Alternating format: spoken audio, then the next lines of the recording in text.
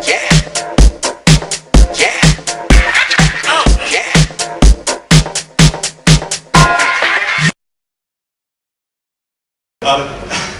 actually, I'd like to maybe try to answer a question Hassan raised. Not so much on behalf of MDEC, as somebody who's actually worked very closely with MDEC. A couple of years ago, I was probably accused of probably being one of the most well-funded, grant-funded individuals in the industry. And so I have a lot of experience in working with MDEC, and not about rising to that offense, but I'd like to pick up on what Nick said. A lot of this has to do with the environment in which we found ourselves maybe 5, 10, 15 years ago when MDEC was going down this road. It certainly made a lot of headway, and mostly with e-content, subsequently with Mac 3. I think from a creative content perspective, these were huge and very, very, very good initiatives from a funding perspective. What Nick says is true. Unfortunately, the infrastructure isn't just something that MDEC was responsible for. You've got MOSTI. I mean, I counted at one point, we had something like 7 or 8 agencies that we had to deal with just by being in my business. And in trying to get these agencies to work together was impossible, as Nick says. It was really impossible. That's number one.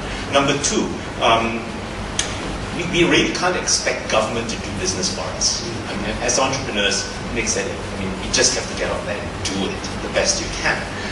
And at best, we can expect government to support or to facilitate, but they certainly cannot be creating the industry for us.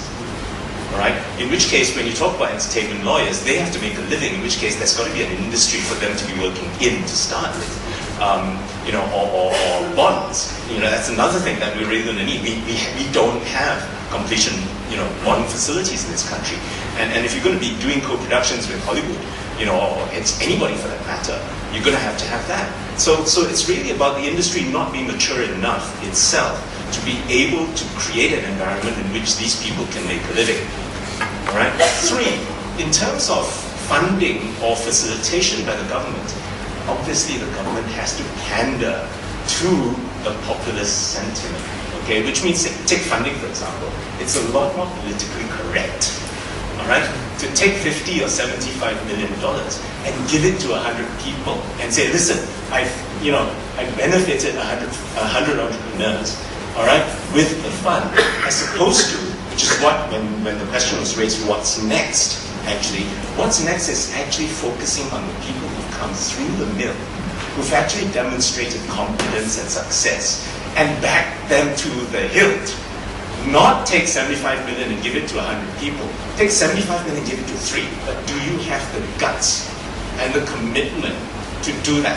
Because when you give 25 million to each entrepreneur who has the ability to use that money effectively, and to optimally use that very, very critical resource to elevate himself to a global stage, then you're using that money wisely.